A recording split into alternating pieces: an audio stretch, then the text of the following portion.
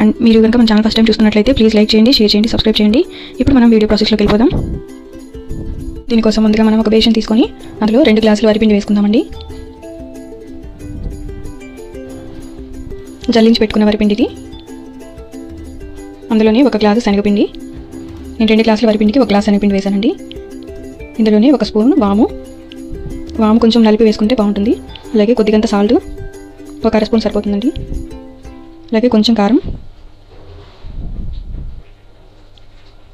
ఇందులోని కరగబెట్టిన నెయ్యి 2 కప్పులు వేసుకోవాలండి. కప్ అంటే ఇది ఆయిల్లో వాడే స్పూన్ అండి.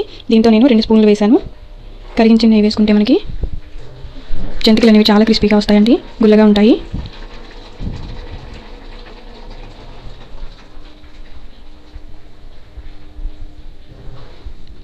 ఇది మొత్తం మనం ఉండలు లేకుండా కలిసే విధంగా మొత్తం ఒకసారి గడ్డతో కలుపుకుందాము.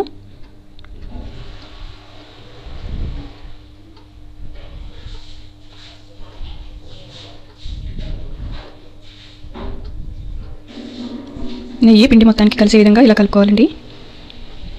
మీ దగ్గర ఒకవేళ నెయ్యి లేకపోతే మీరు ఆయిల్ కూడా యూజ్ చేసుకోవచ్చండి. 1 కప్పు ఆయిల్ వేసుకుంటే సరిపోతుంది.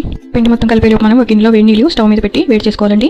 ఆ వేడి నీళ్ళతో మనం పిండి కలుపుకుంటే మనకి జంతికలు చాలా బాగా వస్తాయండి. కొద్దిగా వేసుకుంటూ గరిటతో కలుపుకోవాలి.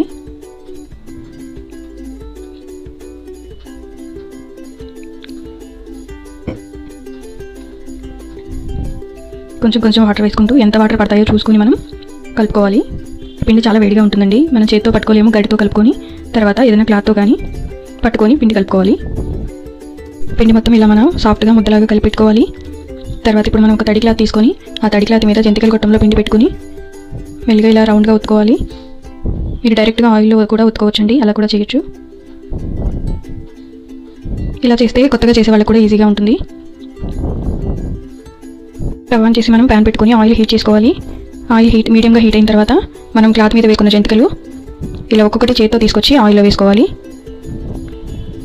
ఇలా చేసుకుంటే మనకి ఈజీగా అయిపోయినట్టు ఉంటుందండి. ప్యాన్లో ఒత్తుకుంటే చేతులు బాగా నొప్పి వస్తాయి అండ్ చాలా కష్టంగా కూడా ఉంటుంది. ఇది చాలా ఈజీ ప్రాసెస్. ఇలా ట్రై చేశారంటే త్వరగా అయిపోతుంది చేయడం కూడా. స్టవ్ మీడియంలో పెట్టుకొని ఇలా వేయించుకోవాలండి. ఇలా నొరగ లేకుండా బబుల్స్ అన్నీ పోతే మనకి వేగాయని అర్థం. వీటిని రెండో వైపు కూడా టర్న్ చేసుకొని 2 వైపులా వేయించుకుందాము. ఇలా వేగి పైకి తేలిన తర్వాత వీటిని తీసేసుకుందాము. చూసారు కదా ఎంత బాగా వేగాయో. ఇక్కడ చూపిస్తున్నాను జంతికలు ఎంత గుల్లగా ఉన్నాయనేది. లోపల ఇలా మనకి బోలిగా కనిపిస్తుందండి. మనకు బాగా వేగితేనే అలా ఉంటాయి. అండ్ పిండి కలుపుకునే విధానాన్ని బట్టి కూడా మనకి క్రిస్పీగా వస్తాయా లేదా అనేది ఉంటుందండి. పిండి ఎంతో రుచిగా గుల్లగా ఉండే జంతికలు లేదా చక్రాలు రెడీ అయిపోయాయండి. మీకు